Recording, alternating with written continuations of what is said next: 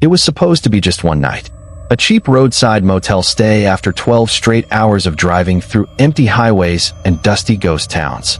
We weren't expecting comfort. We weren't even expecting cleanliness. But what we definitely weren't expecting was the tunnel behind the bathroom mirror. And once we found it, we made the worst mistake imaginable. We decided to go in. The motel sat off Route 37 like it had been forgotten by time. The paint peeled off the walls like sunburnt skin, and a flickering neon sign blinked the word vacancy like a dying heartbeat. It was the only place for miles, and night had already swallowed the desert around us. The four of us, me, Kyle, Jamie, and Lex, were dead tired from the road trip. We were headed to a music festival in Nevada, and this place was just a pit stop. We paid cash to a man at the front desk who looked like he hadn't slept in years. His eyes were sunken, skin gray, and he barely spoke except to grunt out our room number, 12B. I remember how his hands shook when he handed over the key. It wasn't a key card. It was an actual brass key, old and cold in my palm. That should have been our first warning. Room 12B was at the far end of the lot, isolated from the rest of the rooms. The hallway smelled like mold and copper, and the overhead lights buzzed like angry hornets. When we got inside, it was exactly what we expected: dingy carpet, stained curtains, and a bathroom that looked like it hadn't been scrubbed since the 80s. Still, we were too tired to care. Kyle crashed on the bed with a grunt. Jamie and Lex dropped their backpacks and raided the vending machine down the hall. I wandered into the bathroom to wash the grime off my face. That's when I noticed something odd about the mirror. It was slightly crooked. I reached up to straighten it, and that's when I heard it. A faint scratching sound. It came from behind the mirror, slow, deliberate, like something dragging its nails across wood. I froze, hand hovering midair. The sound stopped. I waited. Nothing. I leaned closer, pressing my ear to the glass. Then it came again, scratch, scratch, scratch. I jerked back. Goosebumps crawled up my arms. "Guys," I called out. "Can you come in here?" Kyle shuffled in first, rubbing sleep from his eyes. Jamie and Lex followed, arms full of chips and soda. I pointed at the mirror. "Do you hear that?" Everyone got quiet. We stood there, the four of us, staring at our warped reflections in the mirror as the scratching began again. Kyle reached up, trying to pull the mirror off the wall. It wobbled slightly, then popped loose with a groan of metal and plaster. Behind it wasn't a blank wall, but a small, square opening. A tunnel. Rough wooden boards framed the entrance. Dust coated every inch. The smell that wafted out was thick and rancid, like wet earth, rust, and something else. Something rotting. We should have walked away. But Lex, ever the daredevil, grabbed the flashlight from her backpack. $10 says it leads to some old maintenance crawl space. "Come on, let's check it out." Jamie laughed nervously. "It's probably just dead rats and broken pipes." Kyle shrugged. "What else are we gonna do? We're not sleeping anytime soon." I hesitated. Everything in me screamed, "Don't go in." But peer pressure is a powerful thing, especially when you're the only one saying no. So we climbed in. The tunnel was narrower than we thought. We had to crawl on our hands and knees, the flashlight beam jittering across dirt walls and rusted nails sticking out from wooden planks. Cobwebs clung to our hair. The air grew colder the deeper we went, pressing on our chests like something heavy and unseen. After about 20 feet, the tunnel opened into a chamber. It was a room, hidden beneath the motel. Low ceiling, dirt floor, and walls covered in scratched markings. Symbols. Words. Names etched into the wood in jagged, overlapping scrawls. The air stank of mildew and decay. And in the center was a chair. Just a plain wooden chair. But it was stained, dark and sticky, and chained to the floor. None of us said anything at first. The silence was too loud. Then Lex whispered, "What the hell is this place?" Jamie knelt to look at the carvings on the wall. They're dates, I think. Look, this one says 1986. And here, 1993. There's dozens of them. Kyle's flashlight flickered. Something's off. We should head back. Just as he said that, we heard it. The sound of breathing. Not ours. Shallow. Ragged. Coming from the tunnel behind us. We all turned toward the entrance. Nothing but darkness. Then the breathing got louder. Wet, wheezing breaths. Jamie dropped the flashlight. The beam swung wildly before landing on the tunnel opening. Something was there, just outside the edge of the light. It was hunched, pale, and crawling on all fours. Its limbs were too long, its fingers scraping against the dirt. Its face was just a blur of skin. No eyes, no mouth, just smooth flesh stretched over a skull. We scrambled backward, bumping into the walls. Kyle shouted, "Go! Move!"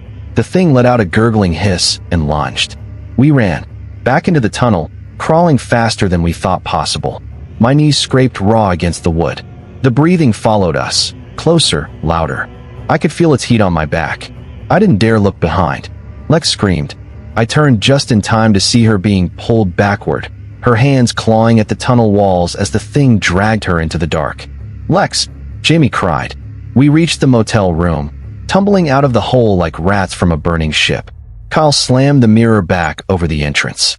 The wall thudded with impact, something hitting it from the other side. Then silence. Jamie was sobbing. Kyle stared at the mirror, pale and shaking. I locked the bathroom door without thinking. She was gone. Lex was gone, and there was no way we were going back in after her.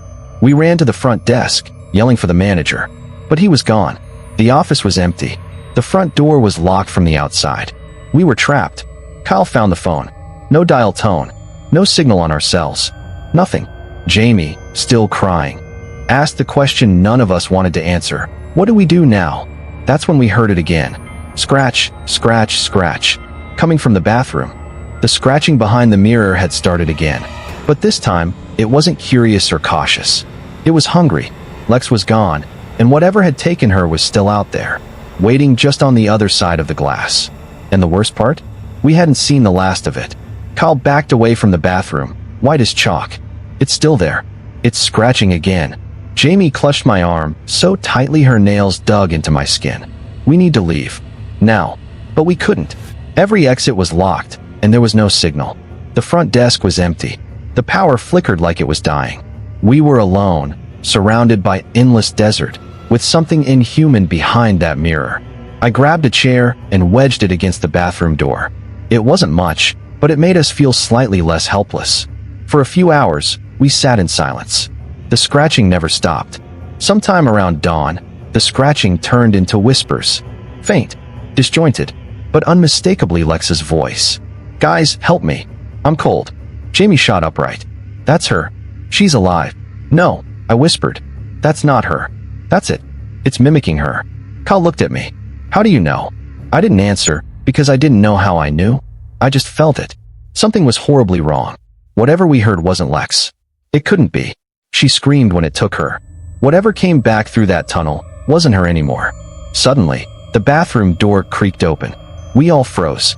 The chair had been pushed aside. The door was wide open, and the mirror was missing. Not swung open, not hanging loose. Gone. The frame still hung on the wall, but behind it was nothing but flat, unbroken concrete. As if the tunnel had never existed. Jamie stepped toward it, breathing hard. No, no, no, this isn't right. It was there. We all saw it. She pounded her fists on the wall until her knuckles bled. Lex, Lex, but there was no answer. The motel felt different now, like it was watching us. The lights buzzed louder. The air thickened. Every corner seemed darker than it should be. Time didn't feel right, like the minutes were stretching, warping. None of our phones worked. The clocks were all stuck at 3:33. Outside, the desert had gone completely still. No wind, no sound, no movement, and the motel manager never came back. That night, we tried to stay awake. Kyle took first watch. Jamie sat curled up beside me, trembling.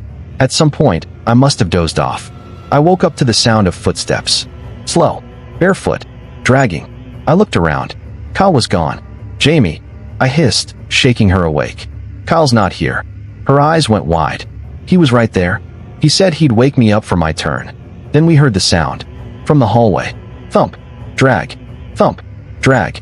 Like someone limping, one step at a time, dragging something heavy behind them. Jamie and I moved slowly to the door. I cracked it open just a sliver. The hallway was dark.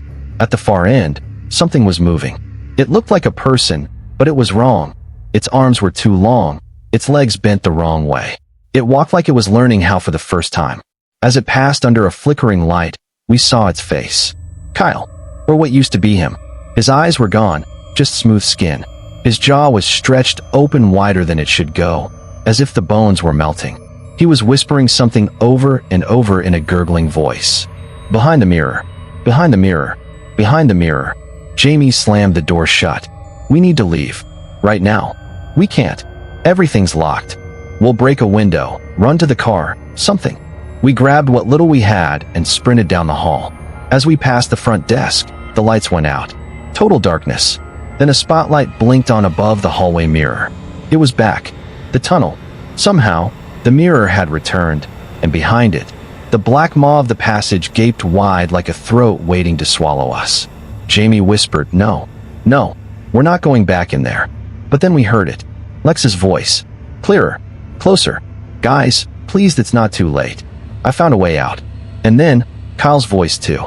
Distorted. Wet. "Help us." Jamie turned to me. What if they're trapped? What if we left them behind?" I couldn't believe she was even considering it. "They're gone," I said. "You saw what happened to Kyle? That wasn't him out there. That thing was wearing his face." Tears welled in her eyes. "But what if you're wrong?" Before I could stop her, she bolted for the mirror. "Jamie." She slipped inside the tunnel before I could reach her. The flashlight beam disappeared into the black. And then I was alone. Again. I didn't want to go in. I knew I shouldn't. But I couldn't just leave her. So I followed. The tunnel was darker this time. The walls seemed to pulse, like they were breathing. The air felt wet, like a throat or a lung. Far ahead, Jamie's flashlight flickered. I crawled faster, calling her name. "Jamie, stop." Suddenly, I heard a new sound. Laughter. High-pitched. Echoing. It wasn't hers.